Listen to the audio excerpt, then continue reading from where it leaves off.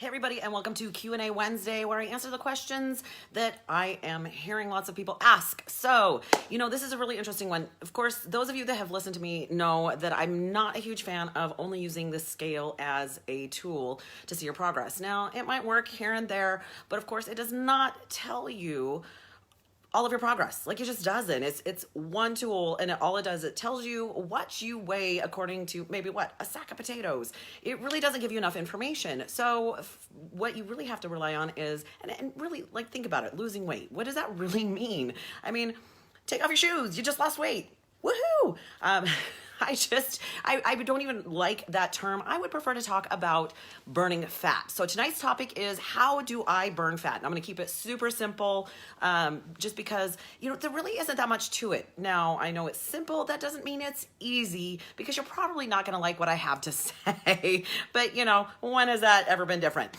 So we're going to talk about what the few things that you can do to really make sure that you are actually burning fat. Now, running for miles on end and doing a ton of cardio, well, I know I'm not outside. It's too hot. It's too hot outside. I know. I didn't think I would ever say that. It is too hot outside. And my air conditioning's on. So I'm inside today. I know it's dark. It kind of sucks. But we're going to talk about really what's required in order to burn fat. Because, again, I can lose weight super fast if I really wanted to. But unfortunately, it would probably be muscle. Because muscle's dense, it weighs more. And I don't want to burn off my muscle, because there's a huge benefit to that. So we'll talk about aerobic versus anaerobic in just a bit. But like I said, we're going to keep it super simple. And to be honest, I'm not going to sugarcoat it. I know you're laughing, right? So let's talk about it. Now, it's really important to know that there's three things that your body cannot burn fat in the presence of. And if you've heard me talk about this, I apologize, but I'm going to tell you again, because for some odd reason, a lot of times it just doesn't sink in. But there are three circumstances where your body cannot burn fat. So if you're doing one of these things, then you're going to struggle, right? And number one, the first thing that your body cannot burn in the presence of is insulin.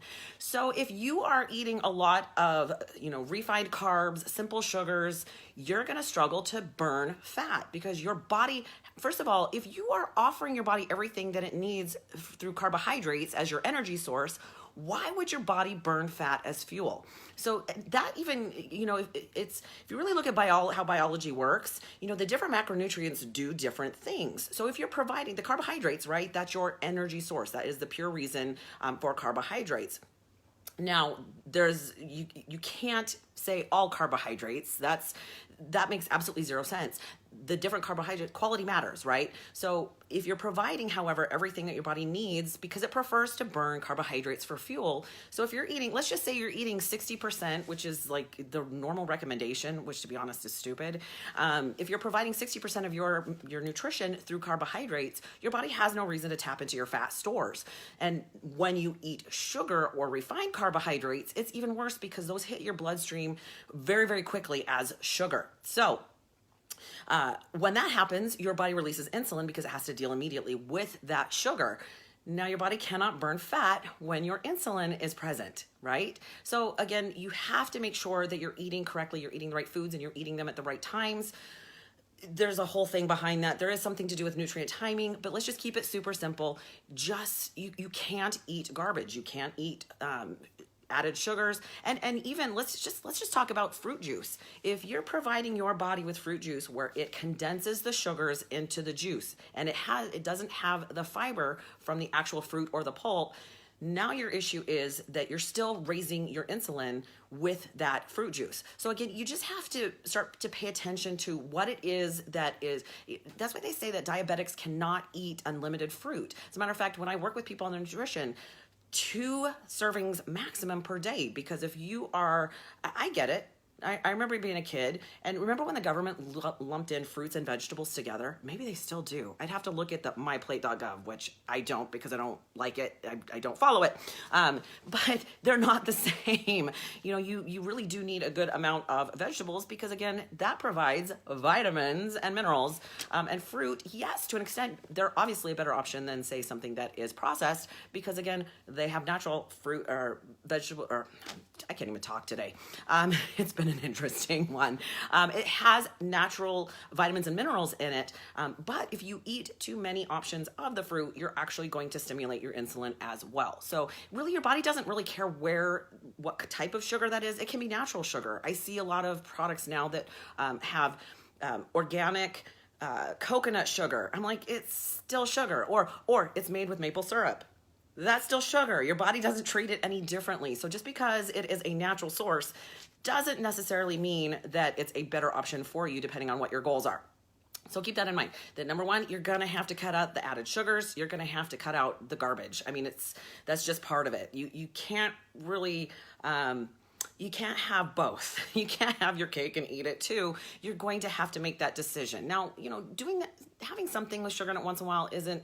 I get it. Like, I mean, come on, we all have had stressful days and the chocolate sounds good. But if that's a part of your regular meal, I can't even, dude, seriously, maybe I just need to start over. That could be an option.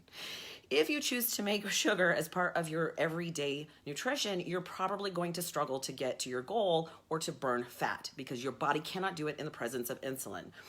Number two, your body cannot burn fat in the presence of cortisol. So my second tip, besides cutting out the junk, is to make sure that you are reducing your stress levels as much as possible. Now, there's a purpose behind it. Cortisol has a really great purpose. Our bodies are amazing. They're made very, very efficiently. The downside is that, the reason why we have cortisol, which is to, it's the fight or flight. If you're in a situation where your life is at stake, you've got to be able to run. You've got to be able to get out of the situation. Most of us don't necessarily come into that problem, but we tend to have low levels of stress all the time. And so our body releases cortisol in order to deal with it. When your body releases cortisol, it literally shuts off everything else. Your digestive system doesn't work the same because it literally needs to take all of that energy and devote it elsewhere. So my tip to you is to try and find some way to lower your stress levels. It's not easy in this day and age. I get it. Jobs, the situation going on in the world right now, there's a lot of stress that's happening. So you have to figure out how to lower that by whatever means that works for you. I get it. I don't hold still very well. And so I really struggle to stop and relax. But I do know that there are 2 or 3 things that I can do in order to lower my stress levels at the moment. And one of them is yoga. Not very great at it, but I can. Number 2 is massage. Now, I'm going to tell you that most of my massages are not necessarily relaxing ones. They are usually the I need to move, so deep tissue, and I usually squeal the whole time. However, I did one yesterday with Miguel because he's amazing. He's the only one that can get my muscles to do what they need to, and towards the end, I actually fell asleep, and I know I did because I woke myself up with snoring. So laugh all you want. I am. So finding ways that you can reduce your stress, relax, take time off, go camping. As things start to open up, there are things that you can do, especially with your family. Forest bathing is a real thing. I believe it started in Japan, but it's a great option where you go out, you become part of nature, and it allows your heart rate to slow down a little bit, your blood pressure to decrease. So if you find that you tend to have a lot of stress in your life, whether that's a job or other things, you have to find a way to lower that because your body will not burn fat in the presence of cortisol. Number 3, the other one that you cannot burn, I know you can, again, I'm just telling like it is, don't shoot the messenger, but you cannot burn fat in the presence of alcohol. Now, I find it fascinating that liquor stores are open, and it's been very interesting. The reasons that I heard that why liquor stores are still open and considered essential. But let's just say that, if you're really trying to reach a health goal or to remain healthy or progress towards your health goal, alcohol is not going to be a regular part of it because it's going to, what happens when you drink alcohol is that technically it's toxic within your body. So your metabolism has to immediately deal with it first. When it does that, it cannot burn fat at the same time. So depending on how much you drank, it can be anywhere from, 12 to even 72 hours that your metabolism has to deal with the alcohol first. So you can't burn any fat in the presence of alcohol. So if you are struggling with one of those things, you have to fix that first. Now, I want to jump back really quick to talking about eating the junk food. I know that we live in a day and age where junk food is so readily available. It's any processed food. I find it interesting when people are like, well, I eat pretzels. Those are healthy. No, they're not, you guys. They are refined carbohydrates. They are bleached, white enriched flour. It's not good for you. So if you kind of think of it like, yes, as you're trying to burn the fat, that's great. But if you continue to stuff more in there, so here's my analogy. Think about a hoarder, somebody who just literally cannot get rid of things in their house. Yeah, that's great if they take a day or two and maybe clean some of it out.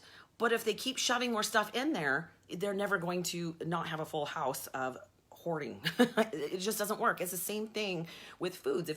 You can try to burn it off through exercise, but if you continue to put crappy food in your system, you're not going to be able to get rid of the fat. So again, it's going to take some time. You just have to have an overall healthier I don't want to call it diet because that's not a great word for it. You have to have an overall healthier nutrition system for your body, or you're not going to be able to burn the fat.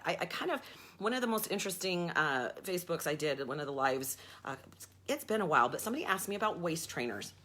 Now, I'm not a fan. I don't feel like I feel like there's more downsides to waist trainers than there are benefits. And I think the biggest issue is that the waist trainer is not going to solve anything, because if you feel like, hey, it's going to make me look skinnier or leaner or tighter or change my shape, well, that's great. But if you continue to eat pizza and beer every night, it cannot overcome the fact that you are still putting unhealthy foods in your body. So again, it's the same thing. You can't burn fat, but then continue to eat garbage and think that you're going to solve the situation. You have to clean it up. And I know that's not what you want to hear. I know everybody wants the magic pill, but biology doesn't have loopholes. You can't just say, well, Melissa said that I can have carbohydrates, so I'm going to have some ice cream. That's the problem I have with like the if it fits your macros. It kind of allows for whatever. People are like, yeah, I eat ice cream. It fits my macros. Okay, but it's still sugar. So again, yeah, you might be able to get away with it a little bit, or even you might be able to think you're getting away with it when you're younger. The problem is, realize whatever you do when you're younger actually affects us when we're starting to hit 30 and 40. Our body starts to store all that garbage, the toxins, the sugars.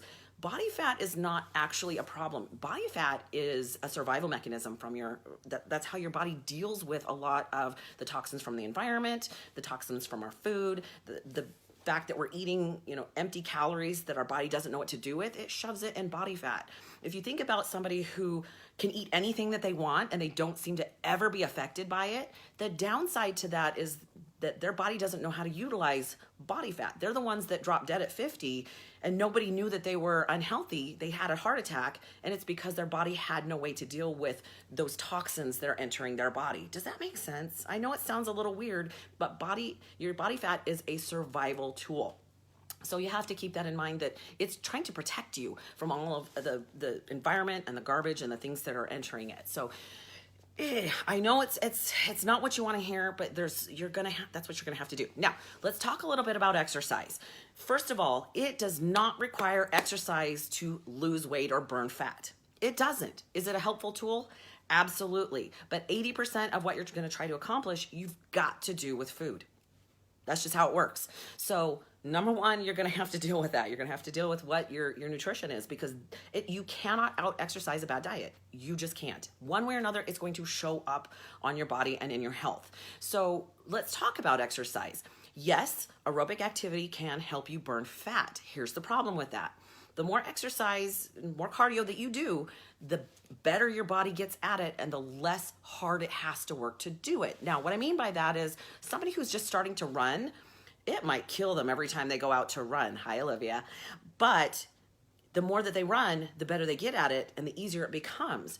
How do you think somebody can run a marathon? That's 26 plus miles. Do you think it's because they're killing themselves every day and burning 13,000 calories? Of course not. What happens is your body at first has to really struggle, but then it figures it out. Your body is really, really smart. That's, like I said, your body is an amazing tool. It figures it out. It becomes very efficient. So that 3 hours worth of cardio that you're doing does not burn what it did in the beginning. You're not getting where you need to go. So you need the anaerobic part. You need to build some muscle. The cool thing about muscle is that you'll burn more calories around the clock, not just when you do the activity, but around the clock, even when you sleep. You understand that you actually burn the fat itself predominantly when you sleep. Amazing, right? So you have to, and we're gonna talk about sleep in a second. Building muscle is a natural fat burner. It will help you to burn more calories. It'll help you to burn the fat. Now, make sure I can read this really quick. So Misty says her sister was thin and a size 2, had to have a gallbladder removed, and was told she had a fatty liver. Yeah, so if you think about it, there's something to that skinny fat. It's kind of a scary thing. Like I said, way back before I knew everything that I know now, it'd be like, yeah, they're skinny, they can eat whatever they want. First of all, skinny does not equal healthy. Fit does. There's a huge difference there. I've seen people where, believe it or not, skinny people can be obese, right? They can actually have a higher body fat percentage than somebody who is actually bigger. I know that sounds asinine, but it's true. So again, it really comes down to treating your body the way that it needs to be treated to be as healthy as possible. The more muscle you have, the more calories you burn, your body will, and you have to teach your body to become fat adapted. Like we talked about earlier, if you continually eat enough carbs that's how your body gets its energy source, it has no reason to tap into fat stores. So if you are trying to burn body fat, you don't need to necessarily be low carb, but you need to make sure that you're not giving your body all of the energy through carbohydrates. You actually need to up your healthy fat intake. Okay, so let's really quickly talk also about sleep. Sleep trumps exercise, especially when it comes to having a health goal. There's so much that happens while you sleep at night. So I've actually had clients that really struggle with that. And then they struggle to burn fat or reach their goals. And so a lot of times I actually have to make a rule that if you're not getting at least 6, and we're supposed to be getting 7 to 8, right?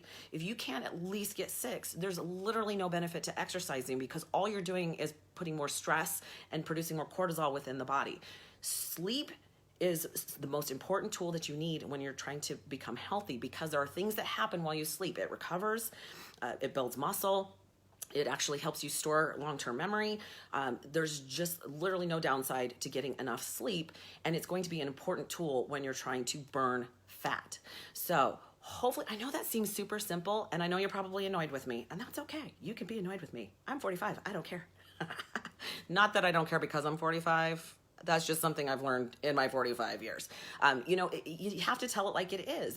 If you want the results, you have to do the work. There's no magic pill. You're not going to circumvent it. You're not going to be able to cheat your way through because even if you find something that you think works, there's going to be a downside, a risk, something a health issue that's going to come from that. So keep that in mind that really, and it takes time. You guys, this is about lifestyle. This isn't an overnight, I'm going to accomplish this in a week. I'm going to lose 30 pounds this month. Not only is that not a good option, as a coach, I will not help somebody that's the type of goal that they have because I'm not teaching them healthy habits. So yeah, hopefully that helps you guys. Make sure I got all my notes. I did really pretty good there. So again, go back through. I do post this. If you feel like you need to watch it again, go back and look at it. I also post all of these videos, all my Facebook Lives go to YouTube. You can hop on there and subscribe to the channel, and you can watch everything I've ever done on my Q&A Wednesdays. There's an incredible amount of education there, free of charge. Watch it. You guys can learn everything that you need to know through those. So have an incredible night, you guys. Stay cool. Happy 4th of July. I know it's coming. It's weird times, weird circumstances, but hopefully you all appreciate what this country stands for. So have an incredible night, you guys.